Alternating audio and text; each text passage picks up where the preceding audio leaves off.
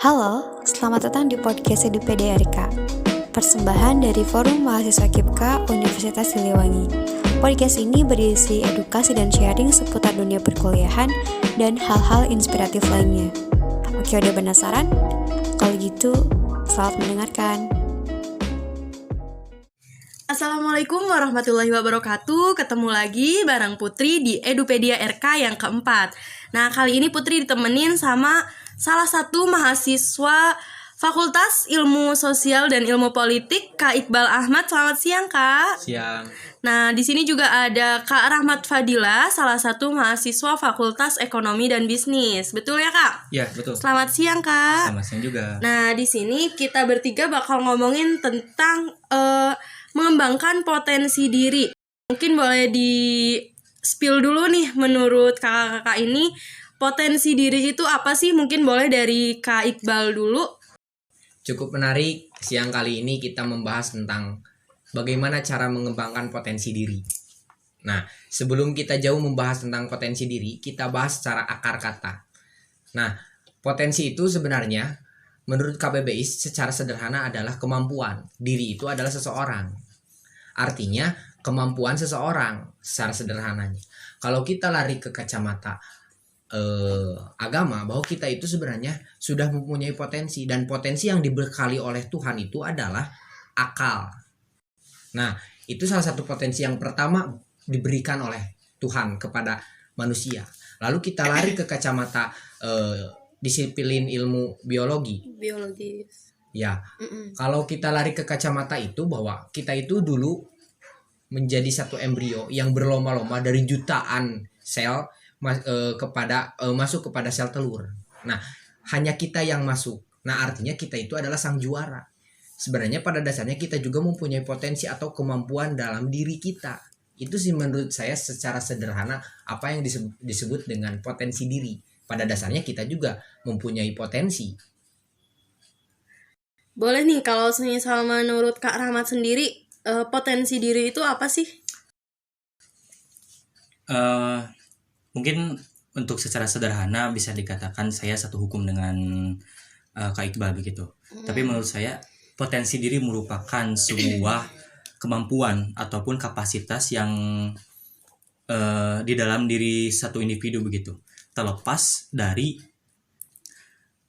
potensi itu mau dibawa ke arah positif ataupun negatif begitu. Jadi tergantung kitanya sendiri nih yang mau dibawa kemana nih gitu potensi kita, karena setiap manusia benar gitu yang dikatakan oleh Kak Iqbal tadi itu merupakan sebuah karunia Tuhan gitu. Seperti itu. Berarti dalam artian potensi diri ini sudah ada bahkan sebelum kita menjadi bayi. Ya, benar gitu. Jadi kita diciptakan oleh Tuhan, tentu dibekali. Tuhan tidak menciptakan suatu makhluk itu tanpa alasan begitu, termasuk menciptakan manusia yang dikaruniai sebuah anugerah yang sangat besar begitu, yang namanya akal, dan itu merupakan suatu landasan kita untuk menggali potensi diri kita sendiri. Nah, tapi sering banget nih gitu, nggak sedikit orang yang bahwa udah 20 tahun nih tapi nggak tahu nih potensi diri kita tuh apa sih gitu yang ada di diri kita gitu. Ya, betul. Nah, menurut kalian gimana tuh tentang statement itu? Apakah sependapat gitu? Apakah memang banyak orang-orang tuh yang tidak bisa menemukan potensi dirinya, bahkan tidak bisa menemukan jati dirinya gitu? Nah, itu gimana tuh? Ya. Pada dasarnya kalau kita ingin lari kepada diri kita sendiri, kita harus pertama merekonstruksi bagaimana arah gerak kita dalam kehidupan. Pada dasarnya kan secara psikologi ada fase-fasenya. Nah, ketika kita sebelum menginjak umur 20 tahun, kita tuh harus mempunyai life mapping atau catatan diri. Nah, catatan diri itu adalah salah satu menjadi satu tumpuan patokan untuk kita mengejar sesuatu. Nah, sebelum kita mengejar sesuatu, kita harus mengenali dulu potensi. Nah, pada dasarnya kita sebenarnya harus paham dulu siapa kita. Nah, berawal dari pertanyaan-pertanyaan seperti semacam itu, seperti siapa kita, apa kita mau kemana, kita mau di mana. Nah, pertanyaan-pertanyaan itu kan akan muncul menjadi potensi diri. Kalau kita udah tahu secara dasar, maka kita akan bisa berlari secara cepat. Berarti kita bisa menemukan potensi diri dengan pertanyaan-pertanyaan yang sudah disebutkan tadi. Iya, betul. Oke, nah terus selain sama pertanyaan-pertanyaan tadi, ada hal lebih spesifik nggak sih gitu buat kita teh bisa menemukan gitu cara-cara yang mungkin lebih singkat, lebih mudah gitu biar kita teh lebih gampang menemukan potensi potensi yang ada di diri Iya. kita. Oke. Saya jadi teringat salah satu teori tentang yang berkenaan dengan potensi, bahwa ada 3 teori yang dapat membantu kita dari sejak anak-anak gitu kan. Yang pertama, kita bisa dibentuk dari keluarga, kita bisa dibentuk dari lingkungan, dan kita bisa dibentuk dari sekolah gitu. Nah, yang menjadi dasar untuk kita menggali potensi itu yang pertama tentu dari keluarga diri sendiri dahulu gitu. Dengan menciptakan iklim ataupun atmosfer keluarga yang sangat mendukung akan potensi kepada anak-anaknya, itu bisa menjadi acuan dasar agar si anak ini nih dapat menggali potensinya diri sendiri begitu kan. Karena setiap anak-anak itu mempunyai kesukaan yang berbeda-beda. Dengan mempunyai kesukaan yang berbeda-beda, fungsi keluarga adalah mendukung anak tersebut begitu. Jadi faktor lingkungan itu sangat mempengaruhi begitu, di samping ada pertanyaan ke diri sendiri itu. Karena kan kalau misalkan ke pertanyaan ke diri sendiri itu lebih ke rata-rata usianya ke 20 ke atas. 20 begitu. ke atas. Karena betul. diri mulai menyadari gitu. Mau Ini kemana mau nih? kemana nih saya Gitu. gitu kan, mau dibawa kemana begitu. Oke. Nah, terus banyak juga nih yang bingung gitu. Sebenarnya apa sih gitu alasan utama potensi diri ini tuh harus banget dikembangin gitu? Oh, iya. Boleh dari Kak Iqbal dulu nih. Kenapa potensi itu harus digali? Harus digali, betul, harus dikembangkan, digali. Ketika kita sudah punya modal, artinya kita harus mengembangkan modal itu. Kalau kita tidak mengembangkan modal itu, artinya kita juga mengkhianati tentang ketuhanan. Tuhan sudah memberikan modal kepada kita, akal yang harus digunakan. Karena kalau kita berbicara tentang agama nih, kan salah satu bentuk syukur kita itu adalah ketika kita berpikir, yaitu adalah salah satu bentuk bersyukur kita. Makanya kalau kita tidak berpikir, artinya kita tidak bersyukur. Ya kata lainnya adalah kupur. Nah, kenapa harus dikembangkan potensi itu? Ya, agar kita berjalan dalam kehidupan itu ada limitasi-limitasi atau batasan-batasan ketika kita tahu apa potensi kita, ketika kita tahu apa kekurangan kita, itu akan menjadi hal yang paling fundamental ketika kita berjalan di dalam kehidupan itu sih menurut saya pribadi. Kalau kita kenapa sih harus ya, salah satunya kalau kita lari ke kacamata agama ya harus mengembangkan modal yang diberikan oleh Tuhan. Si akal ini. Iya, si akal. Sebagai bentuk rasa syukur kita gitu kan. Oke. Nah, terus kalau menurut Kak Rahmat sendiri nih, kenapa sih gitu potensi diri harus banget dikembangin gitu selain yang udah dijelasin sama Kak Iqbal? Ada lagi mungkin? Mungkin saya bisa menyebutkan tadi dari sisi kacamata agama. Mungkin saya dari segi kacamata kehidupan gitu.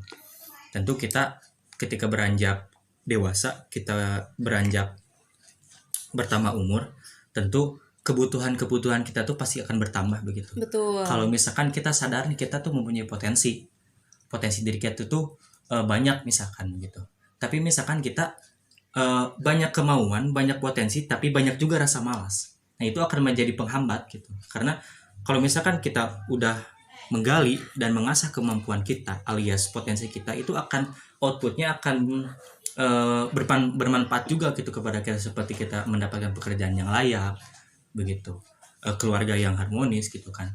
Itu bisa menjadi berpengaruh dari sisi kacamata kehidupan kita begitu. Oke, berarti bisa disimpulkan bahwa malas ini juga salah satu hal yang menghambat atau apa ya istilahnya mengganggu perkembangan potensi diri, betul? Iya.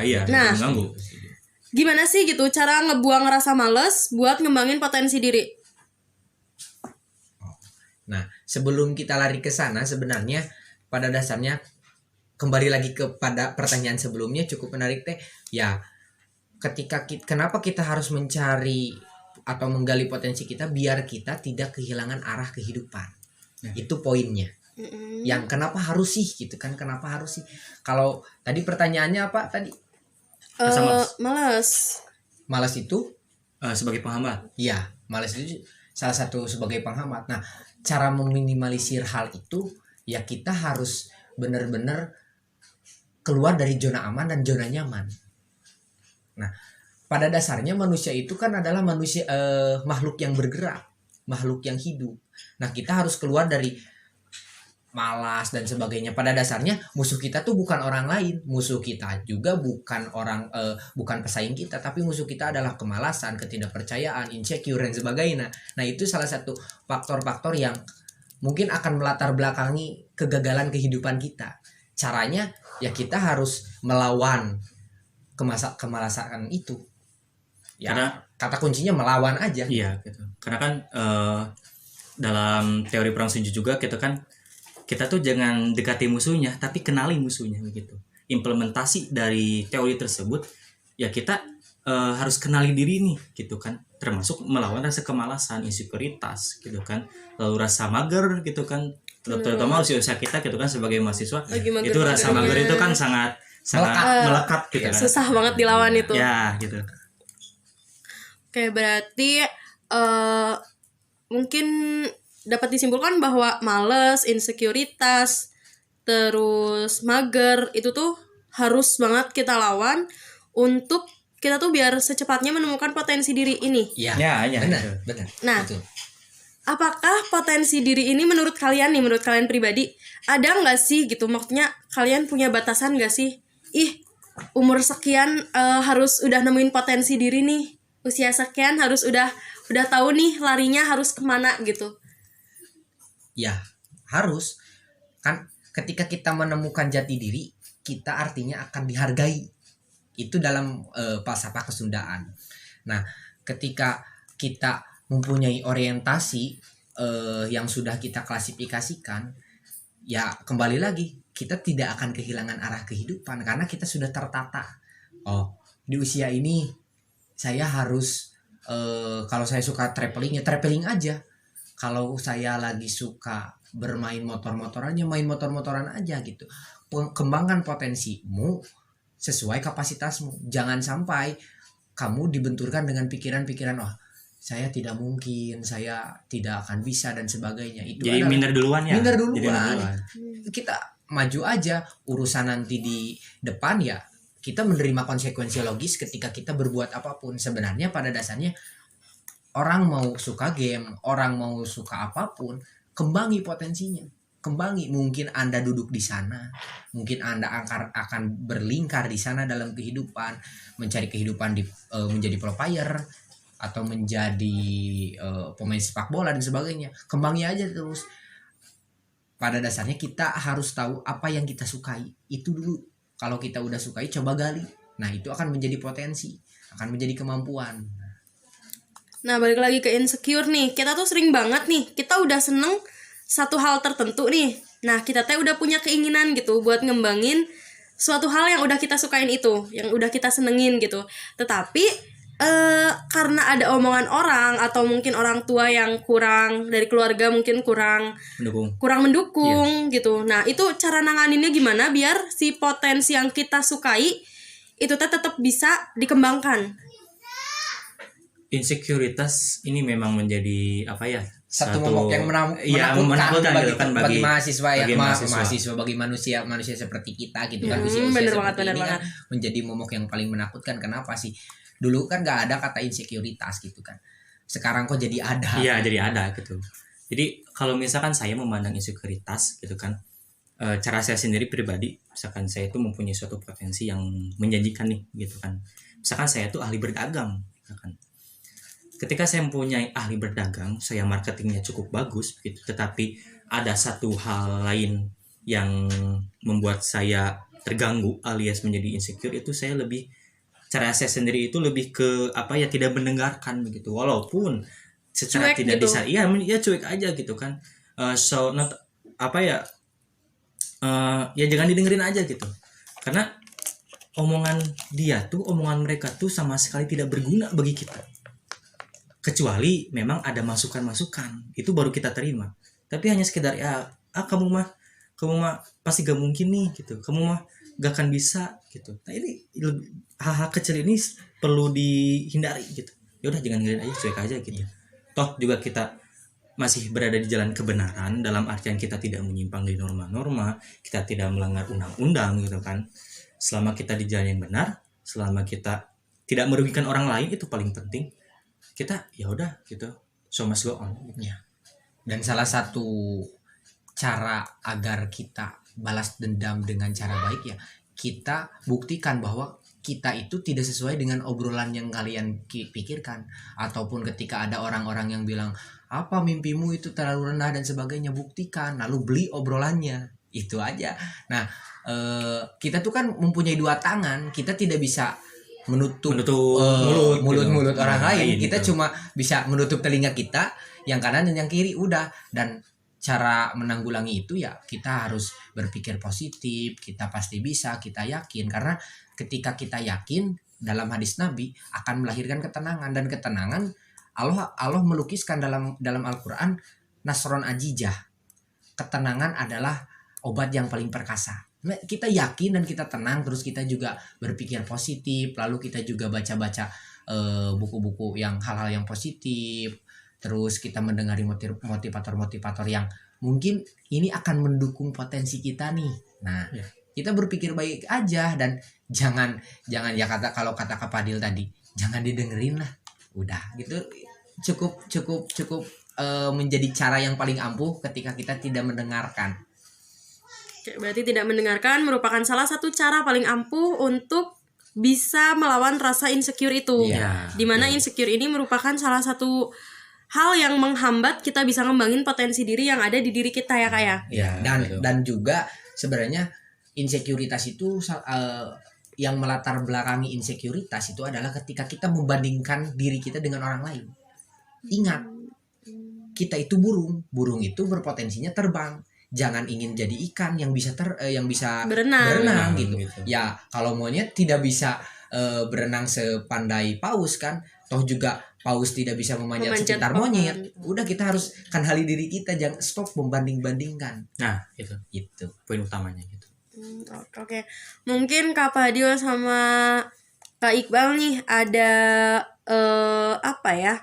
bukan motivasi, mungkin bisa dikatakan motivasi nih buat yang lagi ngedengerin gitu. Mungkin mereka lagi down karena sampai sekarang nggak tahu potensi diri nih gitu. Padahal seperti yang sudah dijelaskan, potensi diri itu sebenarnya ada di akal kita gitu kan, sejak kita lahir, sejak kita diciptakan. Dan bahkan secara biologis juga kita itu sudah dinobatkan sebagai sang juara, betul gitu. Mungkin ada nih buat yang lagi ngedengerin, yang lagi down karena nggak bisa ngembangin potensi diri, mungkin bisa dibantu, disemangatin. Dari Kak Iqbal dulu mungkin boleh? Boleh. Ya kembali lagi ke tadi bahwa ingat bahwa kita itu adalah ikan. Kita itu jangan ikut berlomba dengan burung. Kenali potensi kita. Menggali potensi diri itu akan melahirkan harga diri. Dan harga diri itu akan dihargai oleh orang lain. Ayo kita belajar deh bersyukur, jangan insecure. Ya terkadang juga memang hidup terlepas dari obrolan-obrolan orang, ya kita benar-benar harus menerima kenyataan secara realitas gitu, bahwa kita tuh potensinya sebenarnya ini nih. Jangan membanding-bandingkan dengan orang lain. Di usia muda kan terkadang kan jok-jok seperti ini ya menurut saya relevan ketika seorang bapak dan anak bapaknya bilang bahwa bapak anaknya teman bapak umur 20 tahun udah jadi pengusaha. Si anaknya ngebalikin ke bapaknya, Pak, di usia bapak Pak Presiden Jokowi udah jadi presiden, kok bapak belum? Kan iya kan jok seperti itu. Jok seperti itu memang itu kan adanya komparatif, perbandingan gitu kan. Nah artinya keluarga juga sebenarnya jangan menjadi satu hambatan untuk mengembangkan potensi anak. Ya kembangin aja gitu. Ya intinya bahwa kembali lagi ketika kita harus tahu bahwa kita itu adalah ikan, dan ikan itu potensinya berenang. Jangan ingin menjadi burung yang ingin berterbang. Menurut saya itu sih. Terus semangat, sehat-sehat, terus memberikan manfaat. Ya gitu.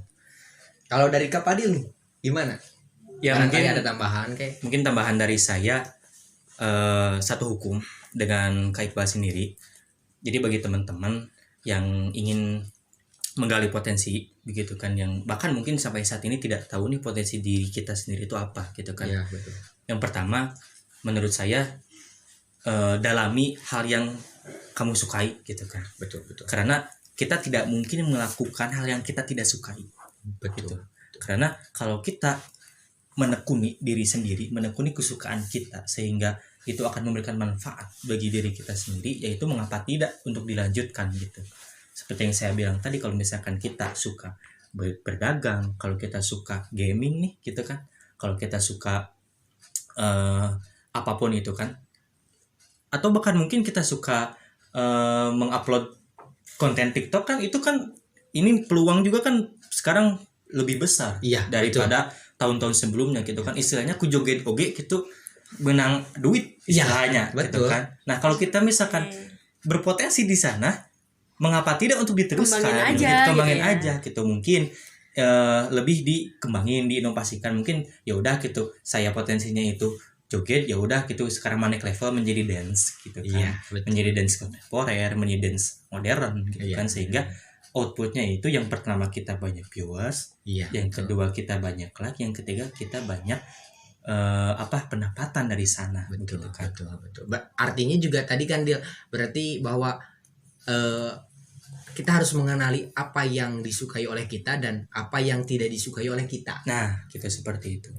Jadi hal terpenting silakan tekuni apa yang kita sukai gitu, karena pada dasarnya kita tidak mungkin melakukan hal yang kita tidak sukai gitu. Oke, berarti ini juga bisa buat menjadi tamparan buat kalian-kalian nih yang masih ngembangin potensi diri tapi dengan keterpaksaan gitu. Biasanya ada ya yang kayak gitu. Nah mungkin kata-kata dari Kak Iqbal sama Kak Fadil boleh jadi tamparan nih biar kalian sadar gitu bahwa potensi diri tuh merupakan sesuatu yang kita sukai gitu.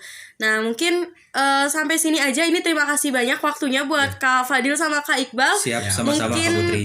Next time kita bisa ngobrol-ngobrol lagi dengan tema-tema yang menarik, mungkin yang lebih menarik.